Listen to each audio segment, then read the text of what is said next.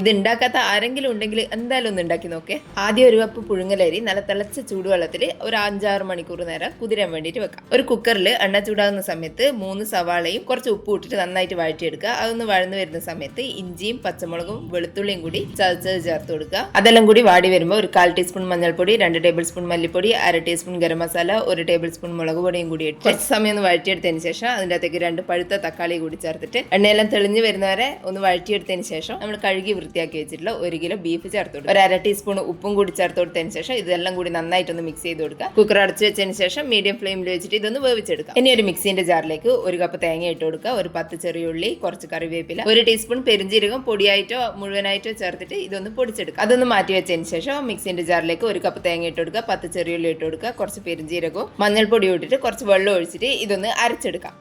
ഇനി ഒരു മിക്സിൻ്റെ ജാറിലേക്ക് നമ്മൾ കുതിർത്ത് വെച്ചിട്ടുള്ള അരി ചേർത്ത് കൊടുക്കുക. അതിനകത്തേക്ക് കുറച്ച് മാത്രം വെള്ളം ഒഴിച്ചിട്ട് നല്ല തിക്കായിട്ട് ഇതൊന്ന് അരച്ചെടുക്കാം. ഇനി ഇതിൻ്റെ അകത്തേക്ക് നമ്മൾ ചതച്ച് വെച്ചിട്ടുള്ള തേങ്ങേൻ്റെ മിക്സും കുറച്ച് ഉപ്പ് ഇട്ടിട്ട് ഇതൊന്ന് മിക്സ് ചെയ്ത് കൊടുക്കുക. എന്നിട്ട് അതിൻ്റെ അകത്തേക്ക് 1 കപ്പ് അരിപ്പൊടി ചേർത്ത് കൊടുക്കുക. പത്തിരിക്കെല്ലാം എടുക്കുന്ന അരിപ്പൊടി ചേർത്തിട്ട് നന്നായിട്ടൊന്ന് മിക്സ് ചെയ്ത് കൊടുത്തതിന് ശേഷം കൈ വെച്ചിട്ട് തന്നെ ഒന്ന് കുഴച്ചെടുക്കുക. പത്തിരിക്കും ഇടിയപ്പത്തിനെല്ലാം കുഴച്ചെടുക്കുന്ന പോലെ നല്ല സോഫ്റ്റ് ആയിട്ട് കുഴച്ചെടുത്തതിന് ശേഷം ഇതിൻ്റെ അകത്തുനിന്ന് കുറച്ചെടുത്തിട്ട് കൈവെള്ളയിൽ വെച്ചിട്ട് ഒന്ന് ഉരുട്ടിയെടുത്തതിന് ശേഷം അതിൻ്റെ അകത്ത് ചെറിയൊരു കഷ്ണം എടുത്തിട്ട് ഇതുപോലെ ഉരുട്ടിയെടുക്കുക. എന്നിട്ട് അതിൻ്റെ നടുവിലൊന്ന് പ്രസ് ചെയ്ത് കൊടുക്കുക. ഈ ഒരു ഷേപ്പിൽ മുഴുവൻ മാവ് ഇതുപോലെ ചെയ്തെടുക്കാം. ഇനി ഒരു 25 മുതൽ 30 മിനിറ്റ് നേരം ഇതൊന്ന് ആവിയിൽ വെച്ചിട്ട് വേവിച്ചെടുക്കാം. നന്നായിട്ട് ചൂട് കുറഞ്ഞു കഴിഞ്ഞാൽ ഇതൊന്ന് ഇളക്കിയിട്ട് കൊടുക്കാം. ഇനി ഒരു പാത്രത്തിലേക്ക് കുറച്ച് നെയ്യ് ഒഴിക്കുക, 2 പച്ചമുളക് ഇതുപോലെ കീറിയിട്ട് കൊടുക്കുക. എന്നിട്ട് ഇത് നന്നായിട്ടൊന്ന് വഴറ്റിയെടുത്തതിന് ശേഷം ഒരു സവാള ചെറുതായിട്ട് അരിഞ്ഞതും കുറച്ച് ചെറിയുള്ളി ചെറുതായിട്ട് അരിഞ്ഞതും കൂടി ചേർത്തിട്ട് നന്നായിട്ട് കളറ് മാറുന്ന വരെ ഒന്ന് വഴറ്റിയെടുത്തതിന് ശേഷം നമ്മൾ വേവിച്ച് വെച്ചിട്ടുള്ള ബീഫും ചേർത്ത് കൊടുക്കുക, അരച്ച് വെച്ചിട്ടുള്ള തേങ്ങേൻ്റെ അരപ്പും കൂടി ചേർത്ത് കൊടുക്കുക. ഇനി അതിൻ്റെ അകത്തേക്ക് കുറച്ച് കറിവേപ്പിലയും മല്ലിയിലയും കൂടി ചേർത്തിട്ട് നന്നായിട്ടൊന്ന് മിക്സ് ചെയ്ത് കൊടുക്കുക.